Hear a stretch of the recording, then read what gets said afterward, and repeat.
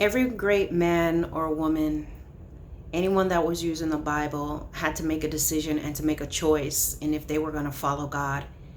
When Samuel met with David and he poured the oil upon him, David could have thought of every reason why he was not worthy.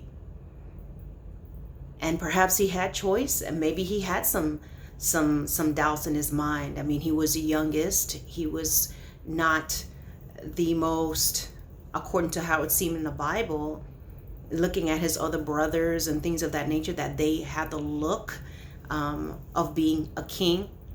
But God was not looking at that. He chose David, but David had a choice, believe it or not.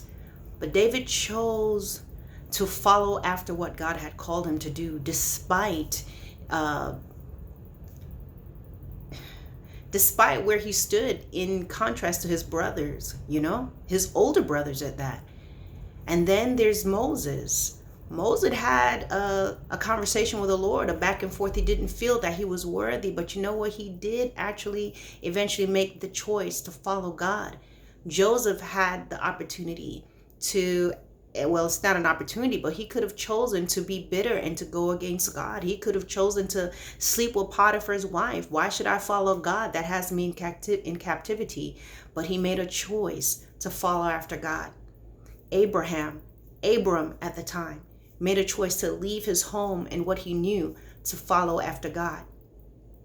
In all these things, my brothers and sisters, there are choices that we have to make, whether we're going to follow God or not. And the choices that you make right now it has a great impact on your eternity. The choices that you make today has a great impact on your eternity. And my brothers and sisters, God is not going to see, people want God to make them do stuff. And I don't think they do either. God is not going to make you do anything, my brothers and sisters. He's not going to force your hands. But he gives you the choice. You want to follow him, then there's certain things, my brothers and sisters, you have to do, which means you make the choice. You want to know God more, then you come into his presence. You come into his presence. Where's his presence? God is omnipresent. He's everywhere. But it's you making a place, whether it's by your bedside, on your patio, in your bathroom, wherever it may be, in your car, that you take time. This is my place to pray and to seek the face of God. You choose to allow the Lord to be Lord of your lives, which means you are not overriding God. God is not going to come down. You have to choose to follow God, because as I said before in one of my videos, God is not going to come down and take the phone out of your hand so that you don't text that inappropriate message. God is not going to come down and lock you in the house because you want to leave the house to go sin. God is not going to blow up the car of whoever so that they don't come over to your home and enter into your bedroom. God gives you choice. And the choice you make will make or break you, my brothers and sisters. The choices that Abram made, the choices that Moses made, the choices that David made, to them at that time, it may have seemed small because they didn't see the bigger picture.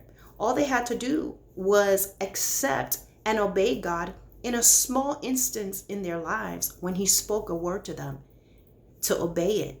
At the moment, it was just Samuel in right where David lives, pouring this oil upon his head. He didn't resist it. He didn't shirk it. But he didn't see the bigger thing that was to come. With Joseph, you know what? He didn't even know God had given him dreams and visions earlier, you see. But he chose to keep believing it in spite of his situation. He didn't indulge in his flesh, and he didn't allow his feelings to get into place. And so he kept his eyes on God. And there was this bigger picture. And Abram, that would later become Abraham, that conversation that he had with the Lord, in that instant, all he was thinking about was this conversation. But the bigger picture in his obedience is what came to pass and what we read about today.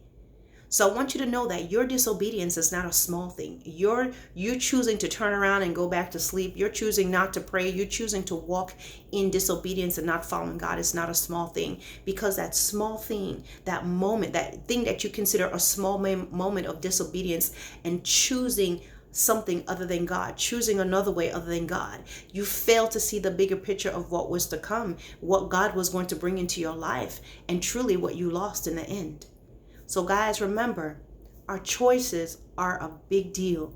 And the Lord is not going to come down and make you do anything. You simply choose to obey God in those small moments and be able to receive the blessings of the bigger thing that you could not see at the moment. All right, guys, peace out. I hope this makes sense.